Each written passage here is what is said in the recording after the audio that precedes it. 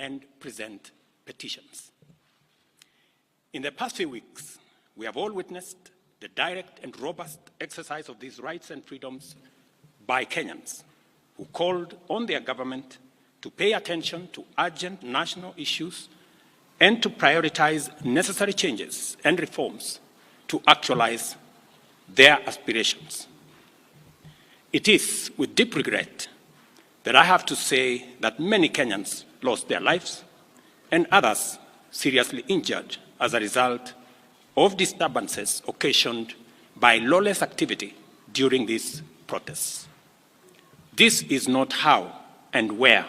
our democracy should proceed, and we must do all we can to ensure that this does not occur again in future. The government of Kenya will provide necessary support to all families and citizens who lost their loved ones. Unfortunately, there has been many instances of excessive, unlawful, dangerous, and harmful conduct during the demonstrations and engagements, as a consequence of which many persons have been arrested and charged in courts with various offenses. I urge the criminal justice agencies to take effective measures and ensure that people who may have been innocently caught up on the wrong side of things and those not implicated in crimes be released and charges against them withdrawn. This will enable the agencies to focus their resources, efforts, and time in investigating and prosecuting serious criminal elements who took advantage of peaceful demonstrations to advance a dangerous agenda of lawlessness, anarchy, and mayhem. It is important that these suspects are brought to book and that they are prosecuted to the fullest extent of the law. I also take this opportunity to affirm the constitutional authority and duty vested on our national security institutions to protect our country against internal and external threats to sovereignty, to lives of our people, our rights, freedoms, property, peace, stability, and prosperity, as well as our collective national interest. Consequently, I call on the National Police Service to use its mandate responsibly, professionally, and effectively in full compliance with the Constitution, with a view to promoting the national objectives of Article 238, 239, and 244 of our Constitution. All breaches and violations by police officers must be handled expeditiously through due process, with a view to giving Kenyans a police service that upholds the highest standards of integrity. As citizens of this great nation, we all have a duty to balance our rights and responsibilities at all times so that the legitimate exercise of our rights and freedoms does not undermine our broader aspirations to remain a civilized, democratic, and peaceful country governed under the rule of law and institutions of governance for the benefit of all of us. Over the last 1 month, the livelihoods and property of many innocent people have also been destroyed, plunging them into destitution and jeopardizing the welfare of their dependents. The government of Kenya will equally take measures to support these Kenyans on the path to recovery of their businesses.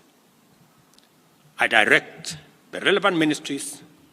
to obtain, verify, and provide accurate data to facilitate appropriate government action within the next 30 days. I want to give the people of Kenya an assurance that our government listens to them and that for the last 1 month, I have led the government in engaging and listening to citizens from all walks of life as they express themselves in different forums and on various platforms. What has emerged as the foremost national concern requiring urgent and decisive action is the vexing matter of corruption and the non-negotiable desire for accountable leadership and integrity in governance. I have this to say to Kenyans. I have heard you, and I have heard you clearly. Consequently, the following measures shall be taken to accelerate progress to achieving the objectives stated by the people. Number one,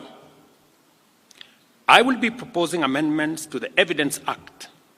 and the Criminal Procedure Code, among other necessary legislative amendments to all statutes relating to corruption, to expedite investigations and prosecution of corruption and economic crimes cases, and provide for their conclusion within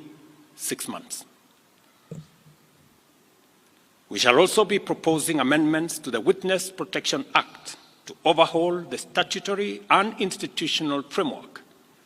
to protect and incentivize whistleblowers and enhance witness protection,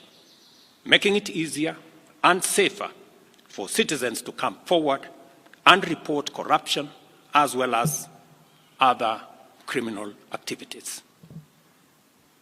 Number three, within 90 days,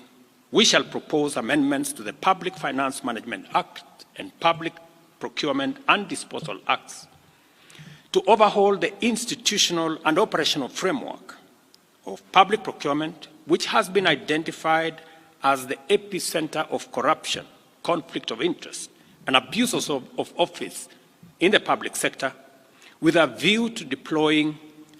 digital infrastructure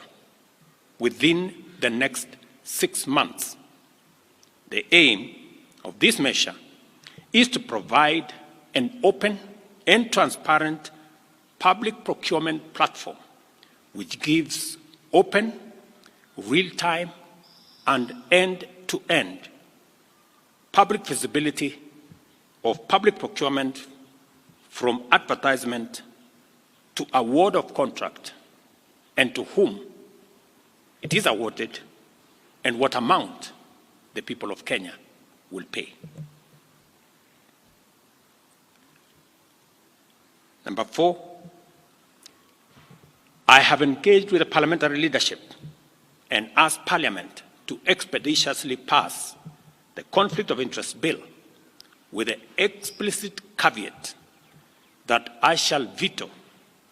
any bill enacted if it does not establish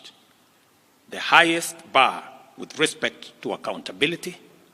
integrity, and anti-corruption. I will make full use of the power given to me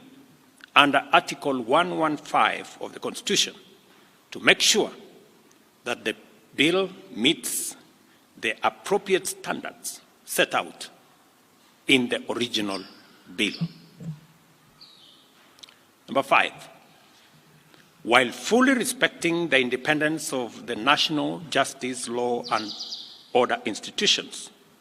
and pursuant to a commitment to consult and collaborate in leveraging their institutional capabilities in effective, expeditious, and conclusive investigations in respect of all active cases, it is essential for these institutions to provide a time frame to the people of Kenya, because that is what the people of Kenya want, within which proceedings shall be concluded, and the same timelines